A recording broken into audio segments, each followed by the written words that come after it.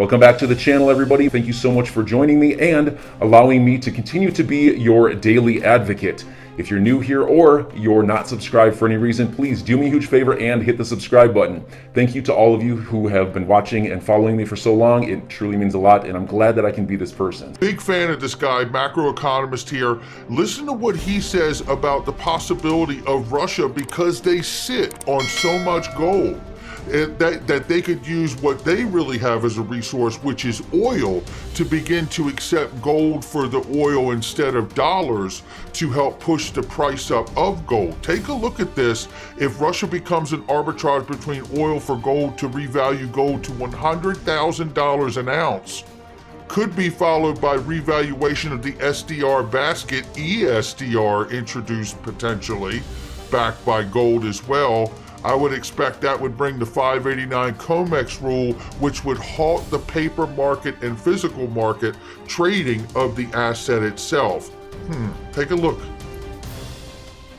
Expert says gold could hit $100,000 in a very short period of time.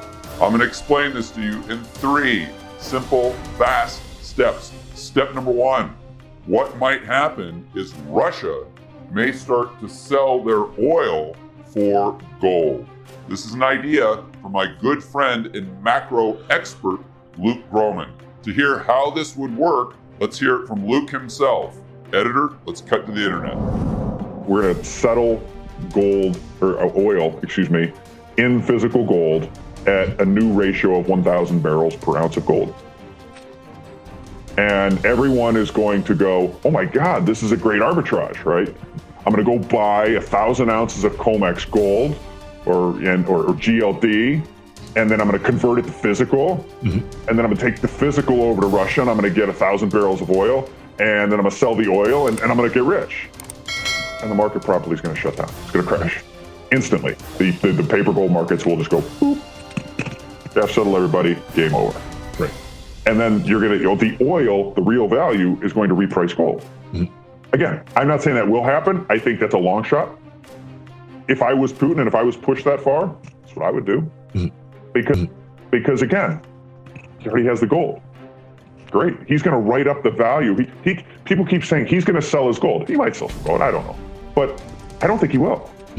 Why sell your gold when you have the oil? You can use the oil to revalue the gold to give you all the dollars you need. But what would happen is Russia would say, we are going to sell our oil for gold, but here's the price. You're going to sell 1,000 barrels per ounce. Right about now, I'm sure you're saying to yourself, George, that's crazy. What are they talking about? Wait a minute, let me do some math here.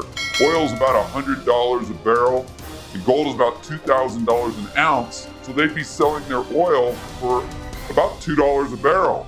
That doesn't make any sense at all. Who on earth would do that? Let's just think this through for a moment. So if you're a speculator in the marketplace, in the oil market, and you hear that Russia is going to sell 1,000 barrels of oil for 1 ounce of gold, what would you do?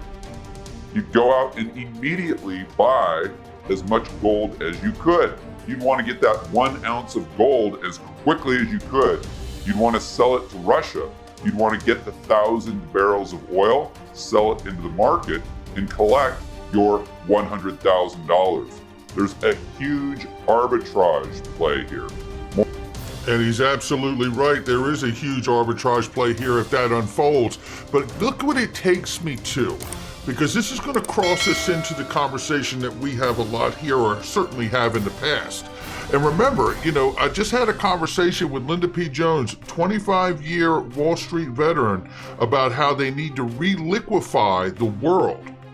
And we have talked here about the delays and the pushback of the SDR valuation review from the IMF on the basket of currencies in the SDR basket, right? And that has been pushed back many times. Well, how far has it been pushed back to?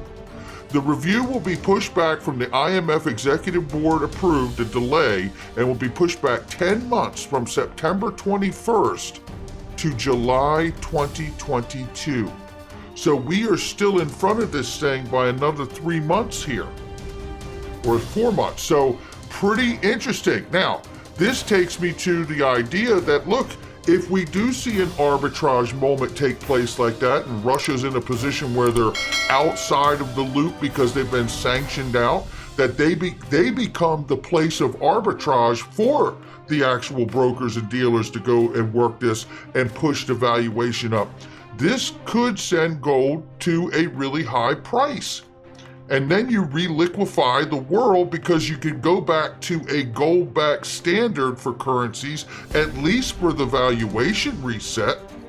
I mean, we all hear it from the World Economic Forum, from the IMF, everyone else, the Bretton Woods, a Bretton Woods moment, a new reset, a great reset, a new Bretton Woods moment. You know, if this were to take place, and maybe it's not 100,000, maybe it's 10,000 an ounce, maybe it's 20, who knows what the number is if this should happen. But what it really brings me to is the idea, knowing that we've just had the executive order for cryptocurrency signed today. You're about to see evidence of that too. I go back to the Financial Stability Board, which, by the way, was put together after the G20 summit in 2009, and it makes recommendations to the global financial system. Well, you know the recommendation it made back in 2020, just 24 months ago? Was that of a global stablecoin. A stablecoin with a potential reach and adoption across multiple jurisdictions and the potential to achieve substantial volume. I absolutely see something like XRP and XLM as the possibility of filling a role like that. I'm speculating. Then we saw this document from the IMF in October 2020, where they again talk about the same similar like topics. And to distinguish in the conversation that central bank digital currencies, CBDCs, are in fact different from global stablecoins. Digitization could drive international use of currencies in ways that distinct from traditional dynamics. CBDCs and GSCs potentially lower transaction costs by increasing competition. So they are absolutely distinguishing the difference between a central bank digital currency and what would be a global stablecoin in this IMF report, right? They go on here to make a very big comment that really has been discussed by the IMF heavily, and we've covered it here on the channel, which is where they talk about this. These ranges from niche use from small cross-border payments to pervasive adoption in a subset of countries to global adoption of a single global stablecoin or a multipolar world. A multipolar world featuring intense competition between a few major CBDCs and a global stablecoin. This is usually what happens when there is a change in what is the reserve currency, the global reserve currency. Usually there is a competition period of what will compete for it, right? That is pretty interesting. Now, let's move to here because, you know, Gary Gensler, of all people, tells us, as of 6 o'clock this morning, President of the United States signed an executive order on crypto assets. I look forward to collaborating with the colleagues across the government to achieve important public policy goals, protecting investors and consumers, guarding against illicit activity, and helping ensure financial stability. Well, you know, if you're going to do this, you're going to have the Treasury on board too. Well, look here. This was shared, and it was Janet Yellen's comments on executive order were accidentally posted a day early. Shout out to James K. Violin and the other gentleman who shared it. If you take a look at this document here, it says, basically, President Biden's historic executive order calls for a coordinated and comprehensive approach to digital asset policy. This approach will support responsible innovation that could result in substantial benefits of the nation, consumers, and businesses. It will also address risks related to illicit finance, protecting consumers and investors, and preventing threats to the financial system and broader economy. That's how important this crypto business is, ladies and gentlemen. Preventing threats to the financial system and the broader economy. It goes on here and talks about the Treasury will partner with interagency colleagues to produce a report on the future of money and payment systems. The future of money and payment systems. And lo and behold, looky here. Where have you heard anybody talk about the Financial Stability Oversight Council, FSOC? We'll also convene with FSOC to evaluate the potential financial stability risk of digital assets and assess whether appropriate safeguards are in place.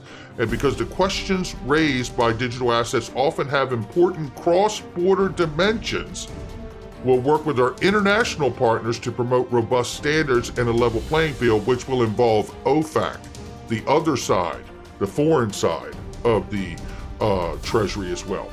This will work to complement ongoing efforts of the Treasury. Already, the department has worked with President's Working Group, as we all know, the FDIC, the OCC, the Fed as well. It says study one particular kind of digital asset, stable coins. Well, global stable coin. That's going to be in the conversation whether they share it with us or not. You can bet your bottom dollar, because we've seen too much go on with the IMF and the Financial Stability Board, for which the United States Under Treasury Brent McIntosh at the time was on that particular board, and there is, I believe, Nellie Liang may be on it now. So this is getting very, very interesting as we move towards these moments to see if they actually play out. And if Russia and the conflict there becomes a moment to arbitrage, reprice gold as it was explained to us, and if so, it could reliquefy the world, revalue the SDR basket, possibly introduce an ESDR, which could be XRP, which could eventually grow to serve as a global stablecoin. And in the interim, while we wait, Elizabeth Warren's new draft crypto bill will require local crypto exchanges to submit detailed records to the Treasury Department of customers' identities and transfers to private crypto wallets. This is getting bigger, bigger, and bigger as we go on here, because the technology cannot be ignored. That's how powerful it is, no matter what crypto we're talking about. But right now, I'm focused on XRP, baby. That's where I'm at. So enjoy your day, everybody. I'm always here for you. Leave any comments or questions below, and be sure to subscribe. But thanks, everybody. I really appreciate you. Enjoy your day, and I always have your back. So thanks so much, everybody.